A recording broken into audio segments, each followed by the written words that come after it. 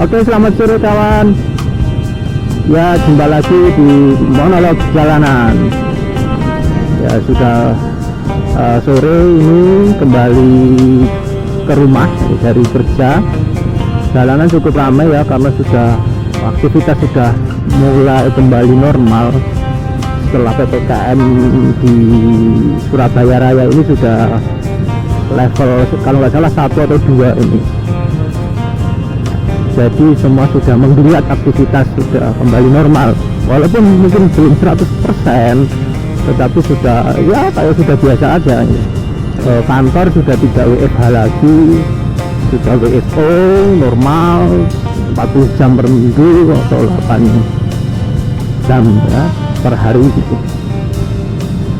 Nah, dan ketika PPKM ini sudah level rendah atau bahkan nanti sudah berakhir, pandemi sudah berakhir, apa sih yang paling bagian adalah salah satunya adalah yang paling membahagiakan ini adalah ketika anak-anak siswa atau mahasiswa itu sudah bisa belajar tatap muka.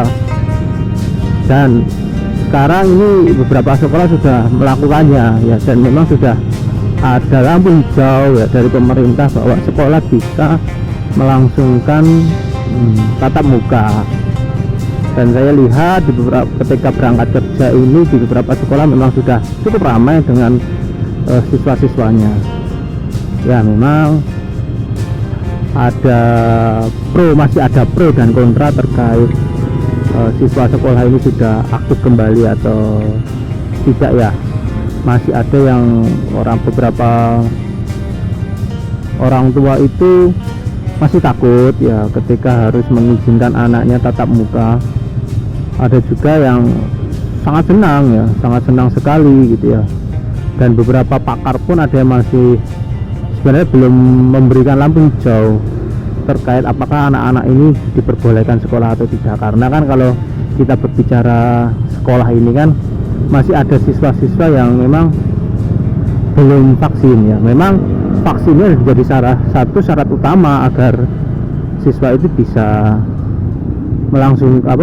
bersekolah tatap muka gitu ya.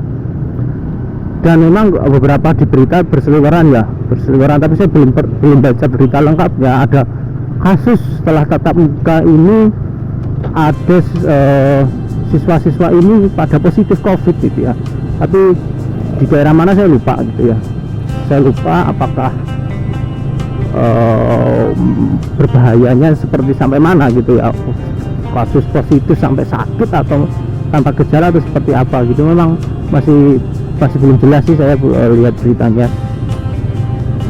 Tapi terlepas dari itu, terlepas dari yang kontra juga, sebenarnya banyak orang tua itu merasa lega kalau anak-anak ini juga bisa beraktivitas kembali ya, karena tidak dipungkiri memang banyak orang tua itu ketika sekolah online diberlakukan atau tidak tatap muka ini banyak yang mungkin sudah pernah saya ulas ya, banyak yang stres ya, bagaimana dia harus memantau anaknya belajar, belum lagi masalah device-nya, masalah kuotanya gitu ya. Jadi ya cukup membuat stres para orang tua gitu.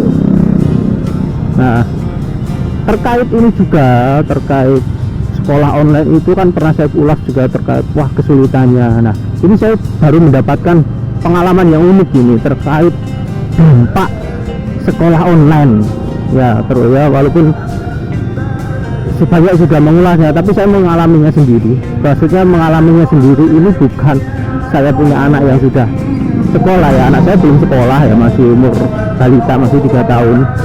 Tapi saya kemarin punya pengalaman terkait hubungan dengan sekolah di masa pandemi ini, yakni beberapa waktu hari lalu saya itu mewawancarai lulusan ya, mewawancarai calon pekerja untuk kantor saya, yakni yang notabene-nya syaratnya ini tidak tinggi-tinggi, tidak sampai universitas ya, lulusan sarjana enggak, jadi cukup lulusan sekolah menengah atas.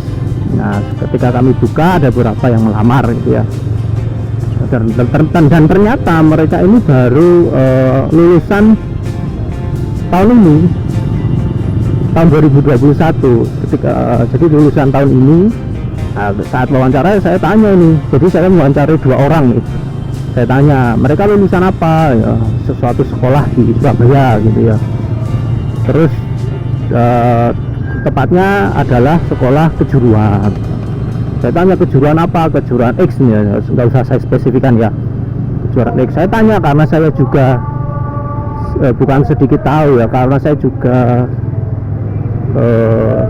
apa ya, tertarik bukan tertarik, penasaran ya, saya gali di kejuruan itu belajar apa gitu ya, belajar ABCD. Wah, saya gali itu, saya gali mereka belajar apa, tanggapannya apa, jawabannya apa. Jawaban dari mereka itu mereka tidak terlalu bisa menjawab gitu. Jadi saya tanya, kamu pakai alat apa untuk, ya saya buka aja ya. Jadi sebenarnya mereka itu yang pertama ini adalah kejuruan multimedia, terkait kayak jurnalistik itulah, kayak saya lupa tepatnya apa. Yang kedua adalah mengenai mesin gitu ya. Nah, yang bagian multimedia itu saya tanya, dia kan salah satunya adalah melakukan editing video gitu ya, membuat berita. Saya tanya bagaimana sih membuat berita yang bagus gitu. Terus saya tanya juga bagaimana pakai software apa dalam mengedit video gitu. Dan sangat mengagetkan, si anak itu tidak bisa menjawab pertanyaan saya dengan baik. Dia bingung dengan pertanyaan pakai software apa dalam mengedit video, dia tidak tahu. Terus bagaimana sih mengumpulkan berita dengan baik, dia juga tidak terlalu bisa menjawab. Terus saya tanya, loh, selama ini belajar apa mas gitu. Jawabannya adalah, ya selama ini saya ini belajar tatap muka itu sekitar cuma di tahun pertama lebih ya, tahun pertama dan tahun kedua itu tidak lebih, tidak penuh. Tahun kedua itu tidak penuh, jadi tahun pertama ditambah beberapa bulan tahun kedua, kemudian kan pandemi. Jadi selama 1 tahun lebih itu sekolah itu online terus, terutama saat kelas 3 di tingkat itu. Jadi selama kelas 3 itu dia tidak pernah tatap muka, jadi online terus. Nah, terus online itu belajar apa ya, kayak mengerjakan tugas, itu absen itu, wow gitu. Begitu juga dengan anak yang kedua ya, di kejuruan mesin. Saya tanya-tanya terkait mesin, terkait ini, ya dia tidak bisa menerangkannya dengan baik, entah itu grogi atau apa. Tapi ketika saya gali, ya sama jawaban dia, ini saya memang tidak bisa belajar optimal pak katanya, karena ya selama ini hanya online gitu. Mau luar biasa gitu ya. Walaupun saya yang mewawancarai 2 orang ini, ya entah apakah ini representatif terhadap kondisi para lulusan SMK, SMA ini atau representatif atau tidak, tapi ya ini saya yakin tidak hanya 2 orang ini yang merasakan, yang mengalaminya gitu ya, yang menerima dampak terkait sekolah online di pandemi ini. Tidak hanya 2 orang yang saya wawancara ini, mungkin ada lebih dari 2 orang ini, mungkin di luar sana juga banyak yang seperti ini. Bahwasanya ternyata ya dipungkiri atau tidak, ya sekolah online memang akhirnya memberikan kualitas yang tidak baik terhadap lulusannya, terhadap lulusan sekolah itu tidak cukup baik gitu ya. Nah, terus bagaimana ini ketika memang anak-anak yang sudah lulus ini, pertanyaannya apakah masih bisa diperbaiki enggak kualitas intelektual mereka, kualitas knowledge mereka, apakah bisa diperbaiki enggak? Terlalu tinggi ya kalau saya bilang intelektual, kualitas knowledge lah, kualitas pengetahuan mereka, apakah masih bisa diperbaiki enggak ketika mereka sudah lulus, atau mereka harus sekolah lagi atau seperti apa? Ini kan yang jadi pertanyaan gitu. Aku rasa banyak di luar sana yang senasib mereka.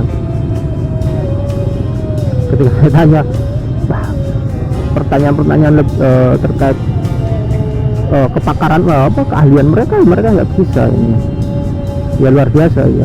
Ya semoga dengan adanya TPM ini bisa kembali normal lah, dan mereka para mahasiswa ini bisa belajar dengan baik gitu. Walaupun memang masih ada ketakutan kalau ada gelombang baru ini, gelombang baru COVID, yang mana katanya diprediksi bulan Desember akan muncul gelombang ketiga. Ya semoga prediksinya meleset. Ya itulah yang saya alami ya, dampak pendidikan di pandemi ini yang benar-benar saya lihat secara langsung, yang saya tahu secara langsung gitu. Ya kami berharap semoga bisa kembali seperti sedia kala, seperti itu.